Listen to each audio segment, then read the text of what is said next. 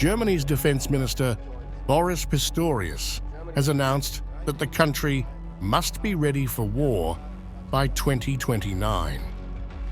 In a statement to lawmakers, Pistorius emphasized the need for developing deterrent capabilities to prevent potential threats. Germany is considering purchasing an additional 8 Lockheed Martin F-35 fighter jets, in addition to the 35 jets it has already ordered to further bolster its defense capabilities. Pistorius urged for preparedness, stating, "In an emergency, we need young men and women who can defend this country."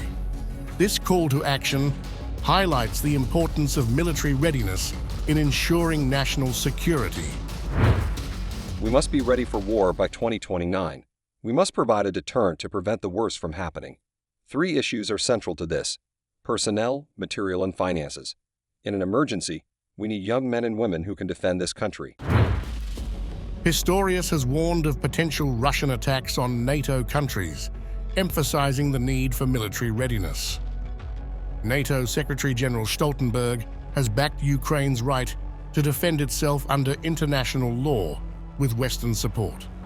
Well, allies are providing support to Ukraine in different ways. We have to remember what this is. This is a war of aggression. Russia has launched a full-fledged invasion of an independent sovereign nation in Europe, Ukraine.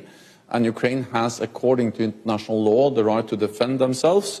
And we have the right to provide support to Ukraine.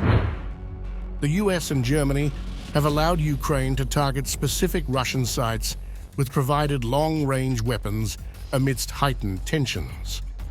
In retaliation, Putin issued a stern warning, threatening to provide other nations with long-range missiles to strike Ukraine's Western allies.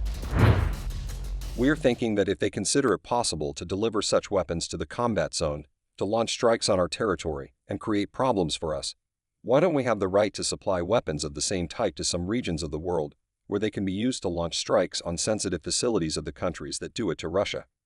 The answer may be asymmetric. Russian President Putin said that Russian-German relations are being destroyed by Germany's military assistance to Ukraine, noting that German tanks appearing on Ukrainian soil caused moral and ethical shock in Russia.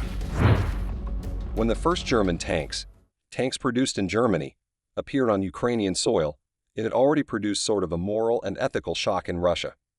Because the attitude towards the German Federal Republic in Russian society has always been very good, just very good.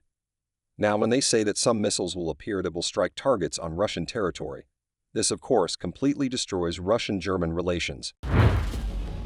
Following Russia's invasion of Ukraine in early 2022, Chancellor Olaf Scholz initiated a significant increase in military spending, marking a turning point for Germany's defense strategy. Pistorius has repeatedly warned of the potential danger of a future Russian attack on a NATO country. He stressed that the German military must become war-capable to effectively respond to such threats. Germany's commitment to enhancing its military capabilities is seen as a proactive measure in response to growing global tensions. The focus on readiness and deterrence highlights the nation's dedication to protecting its sovereignty and supporting NATO allies.